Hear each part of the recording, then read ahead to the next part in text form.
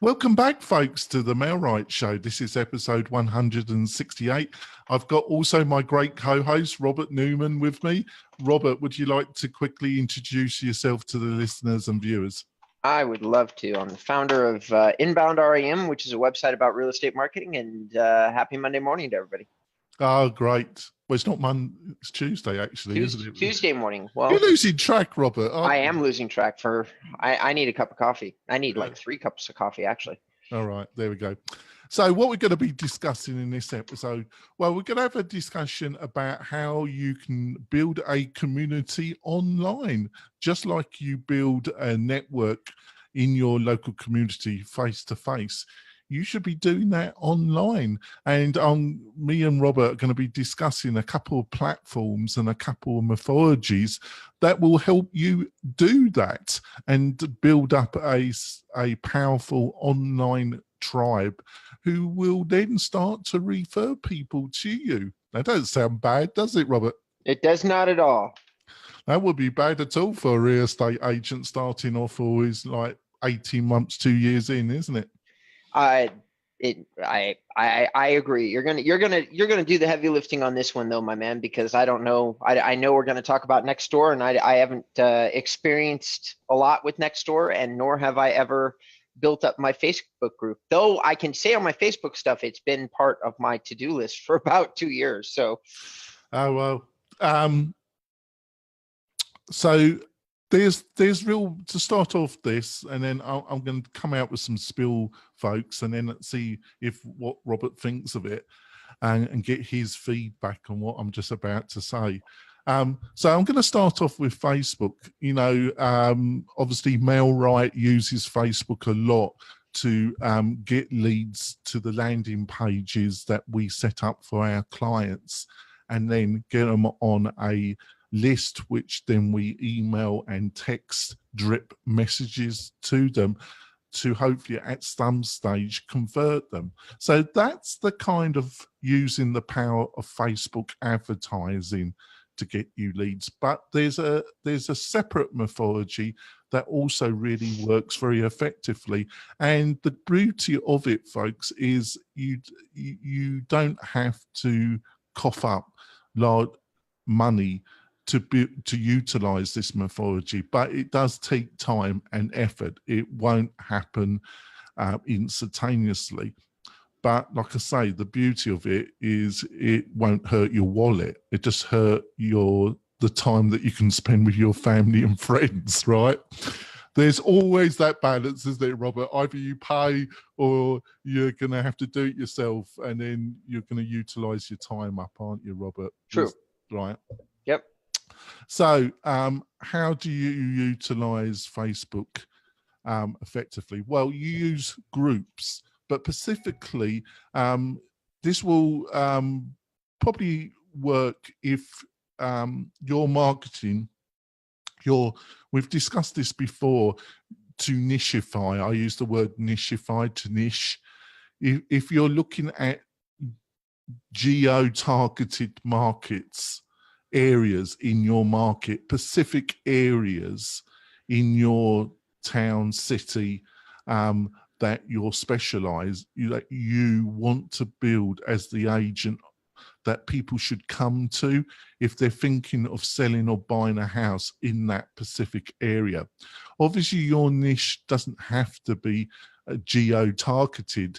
You know, you could aim at specific groups based on age, or specific people. Let's say in Reno, a lot of people are moving to Reno because of the Tesla factory that has been built in northern Reno. So a lot of people outside of Reno are moving in. So I know that there are some local agents that have done some research, found out where the majority of these people are coming from, and they're marketing specifically to that audience that is moving to northern Nevada. But let's say you're aiming at a geo market, as I say.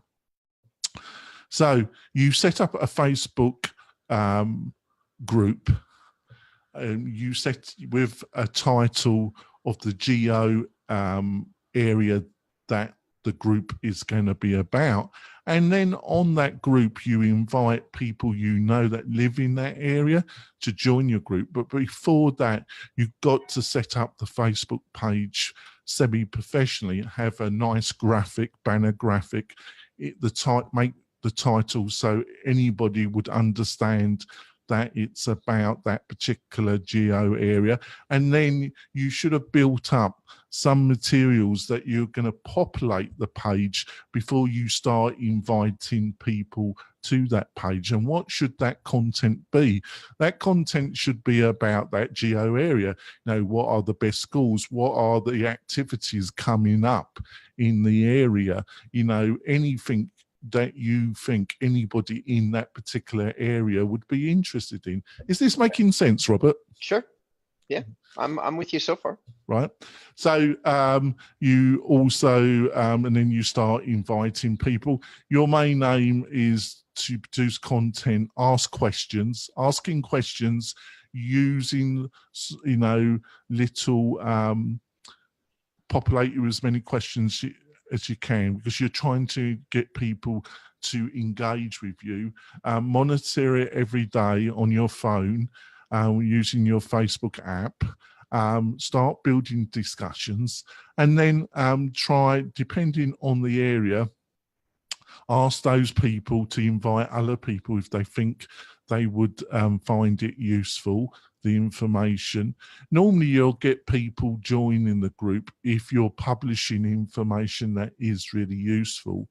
Don't get disheartened if it doesn't take off straight away. It will take time, but keep publishing that content, building up people joining it.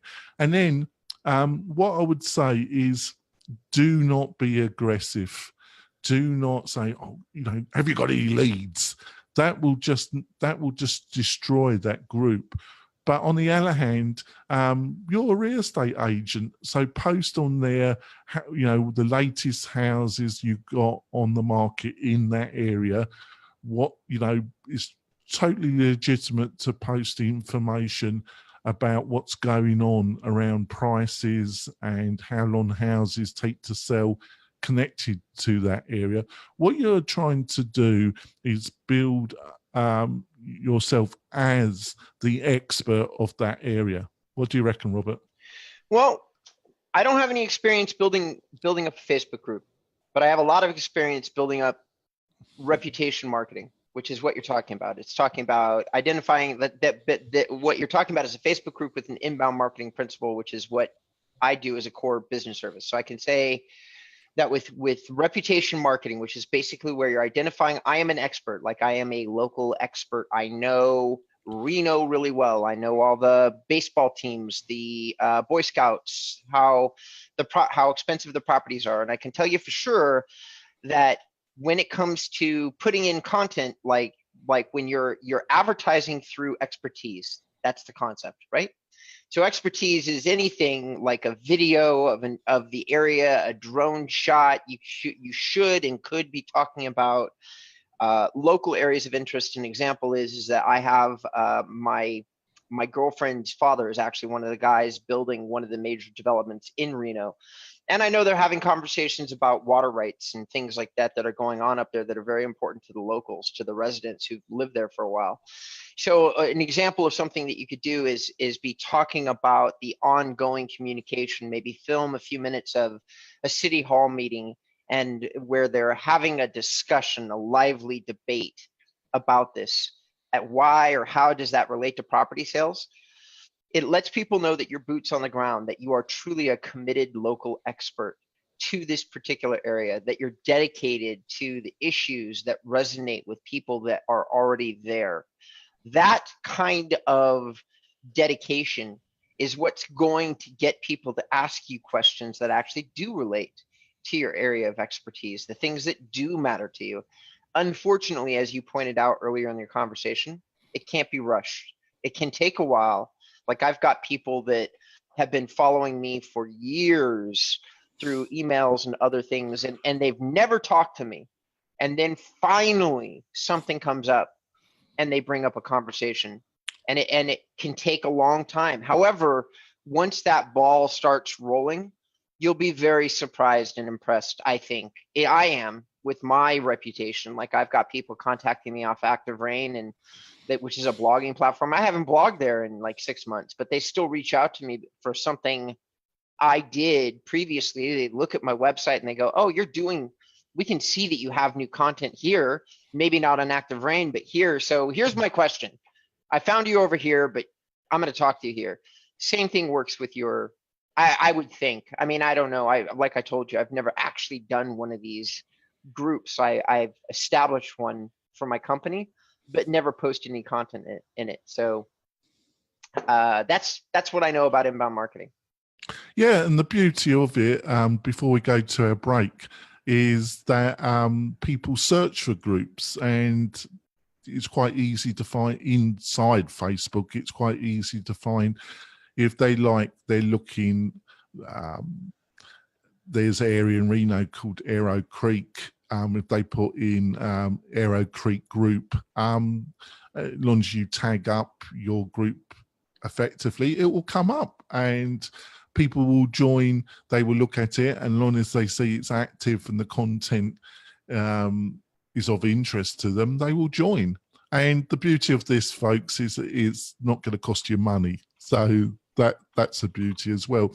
We're going to go for our break, folks, and when we come back, I'm going to delve into another platform that is really effective, but you've probably not heard of, and that's called NextDoor.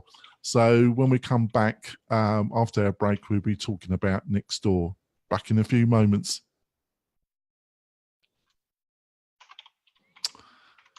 Coming back, we had a bit of a talk about Facebook. Now, NextDoor. Now, NextDoor, it's an app, basically. Most people, for iPhone and Android, it's been going, I think, since 2010. They have slowly built up.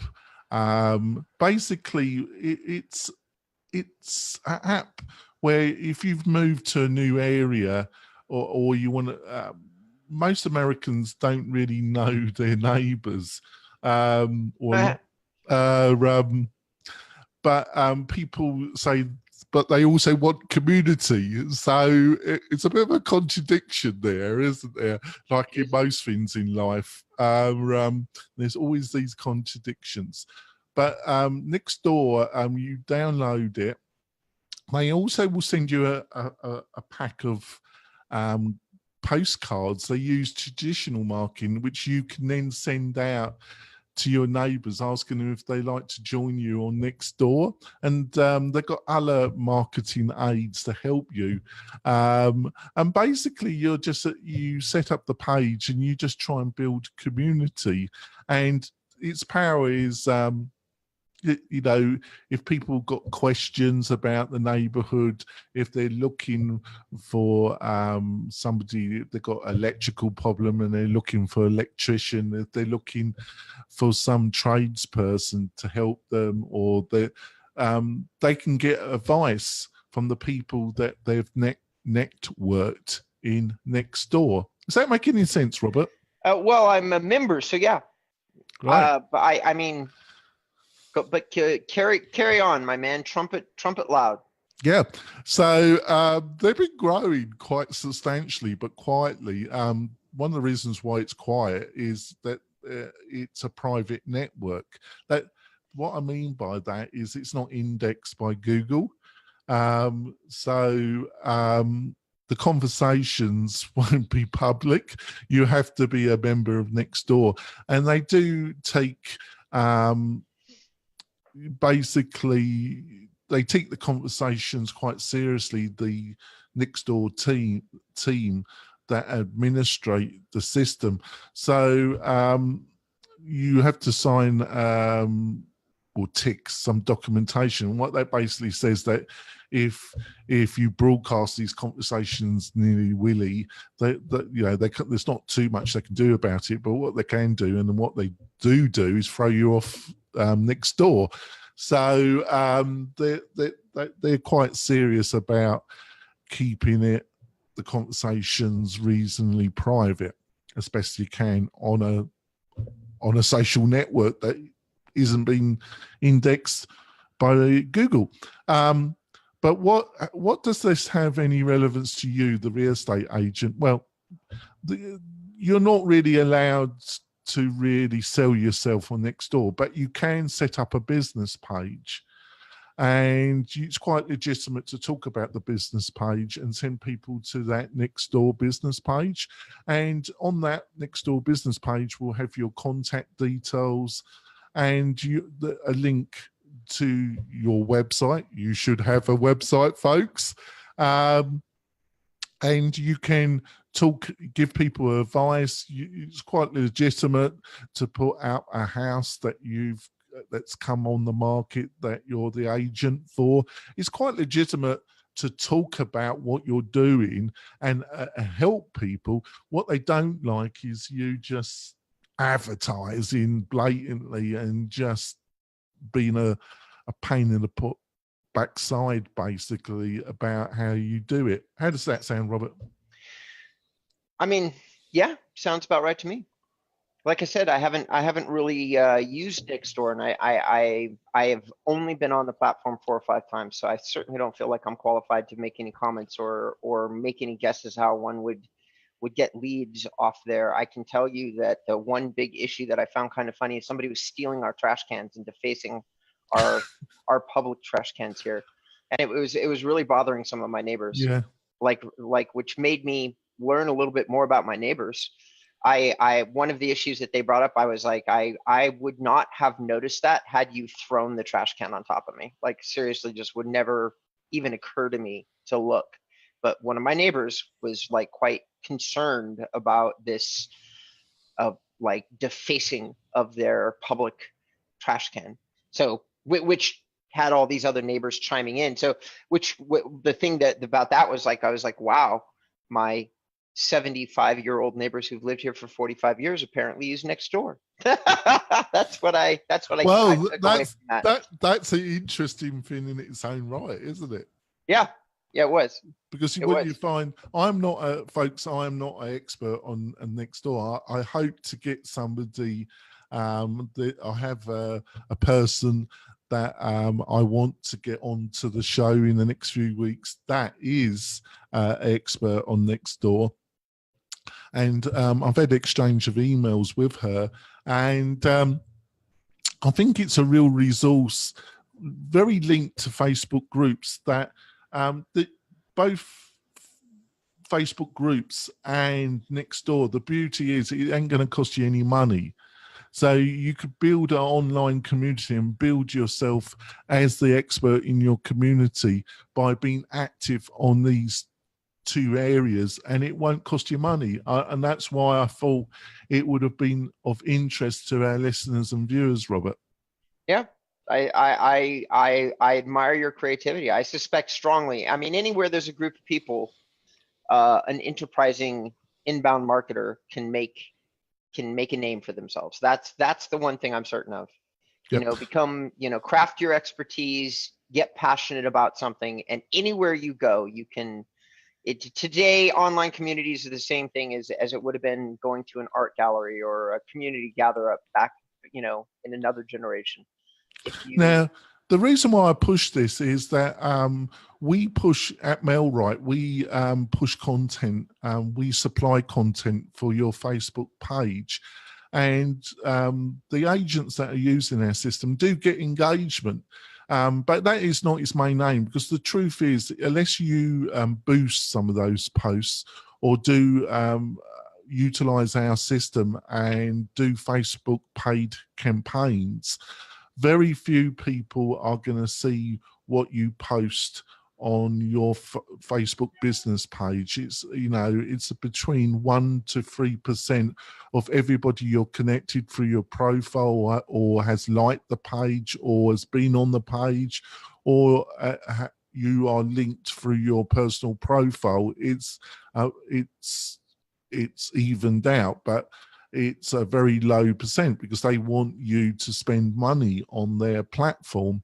But the beauty of groups is it bypasses that to a large extent, especially if you start also publishing some videos on that group as well. And that has a big effect. Now, where I like to ask you, Robert, is when it comes to the agent's website, and they should have a website, what's your advice about the kind of content that the local news and information content that they should be putting on their own website? Well, I'm not much of one for taking chances or guesses. I would usually use what's it called, AppSumo or Ahrefs, and find and put in a keyword and find what has been the most shared content and simply share the same thing with my audience. So I would take a topic and I put it in there, and I would just do about 10 minutes worth of research, and I'd probably queue up widely shared informational real estate content and just let my audience enjoy it. In the past, that stuff has been usually curiosity pieces like the most expensive property or some incredibly unusual thing that relates to real estate. And then you share it with your audience, which gets them, which sticks within the vertical. Every now and again, it's local stuff, big. I'll give you an example of stuff that I share on one of my clients' pages. They happen to be in North Texas, and North Texas is just, I can't explain to you how important football is to that community. There's no words for it. And a local mom wrote a piece about her son who is a football player, and it went viral locally. Like, I think almost every resident in Texas, North Texas, probably read that piece. I shared it to my client's blog, and I think we jumped engagement by 3,000, 4,000. We tripled traffic. That's how relevant it was. So for them, for that local market. Yeah, I think I totally follow you. The only thing I would say is that the two tools that you've mentioned are really quite expensive and really aimed at a professional like yourself, Robert. So is there any advice on a much lower budget for somebody that can do some practical research around what they should put around local content connected to their own website? I think that I want to say that AppSumo has a free version, but you know what? I'm not actually 100% sure about that, because I think they just reduce the amount of queries that come up. I think that's how they do it, don't they? Yeah, and I know for sure. So for sure, no doubt about it, because I still have a membership. Another way to go that's cheaper, it's not free. So I really do like the researched version.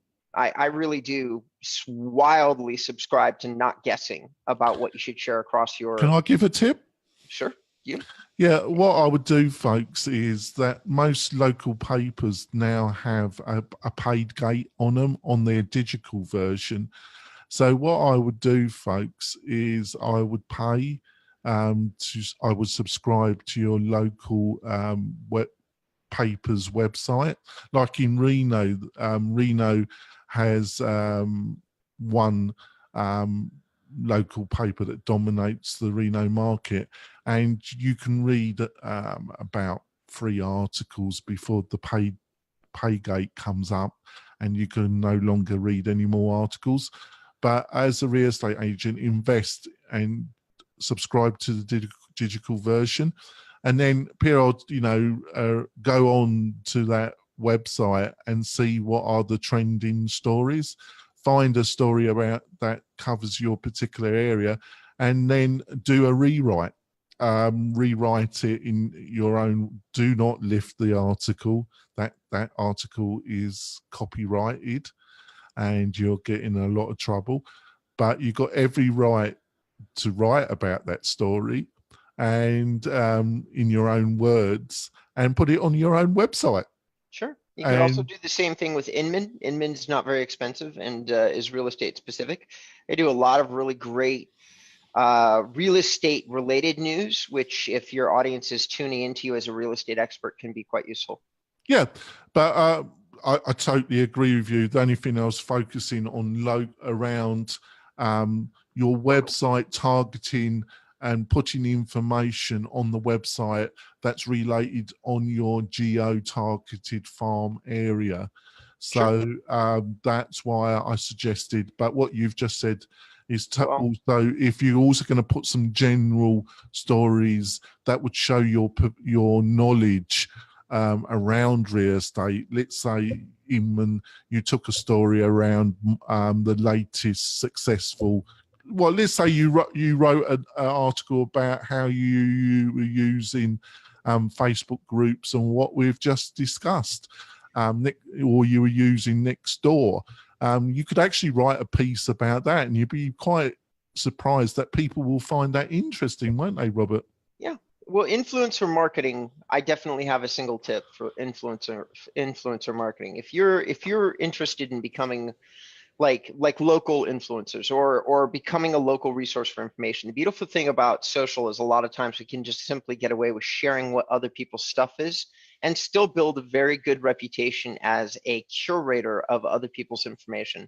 So go to Twitter, put in your local keywords such as Reno real estate or Reno homes for sale or Reno real estate information, some like just a wide variety. If you do enough searches, I guarantee you'll find a few people in Reno, maybe reporters or bloggers, and that's who I would look for: reporters and bloggers, not competitors of mine, but people that have a vested interest in local news, have a very defined reason to share it with you, and maybe have boots on the ground in a way that you don't have. In other words, a local reporter or maybe a writer for hire is going to be a lot more in tune with local issues. They're going to be out there writing about them. Maybe they're following other people that you're not.